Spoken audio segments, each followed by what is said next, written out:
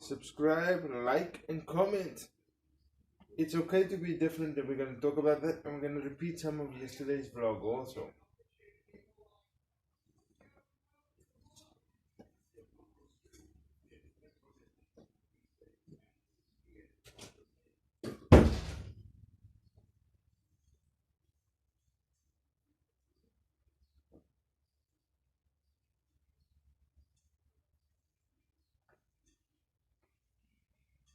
Sometimes you're privileged enough to know who and exactly what you are.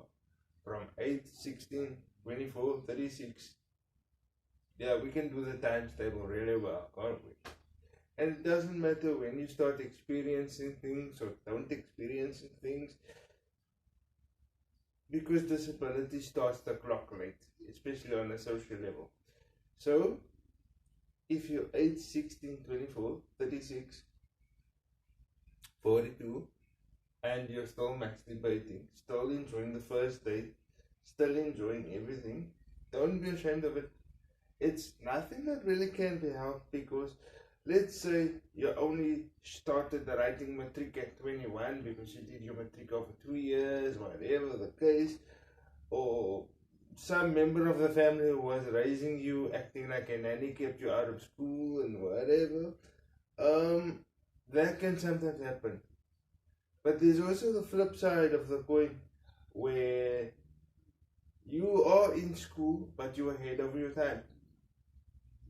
I I enjoyed wearing the white shirt and the school pants. I even threw on a black tie. People made fun of me for wanting my hair to be neat and still wanting to make friends and monitor my bladder and do everything the way a quad should do. And people made fun of me. They didn't have a handle on it, so they called me gay. Um, there was a point where I wasn't okay with it. But, I was just flicking through the TV channels, and there's the TV program on the corners, and the little boy in the story is gay. And he was outed at school because he kissed his friend who's gay, and his grandmother's homophobic, and blah, blah, blah. And the script that I had to put in a very profound line. It's good to know who you are, but sometimes you're ahead of your time and it's going to be a little lonely. And that that's what I went through, because I was attracted to the pretty girl and so on and so on. And back then, uh, dating and life orientation were taught on the lines of survival. So there wasn't sort of an LGBTQ approach to it. There wasn't sort of a if you give him balance, he can still kiss you kind of approach to it.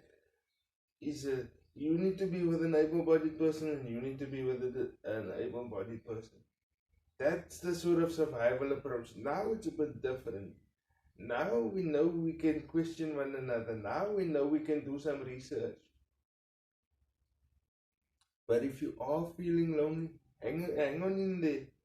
Your bracket, your space will come.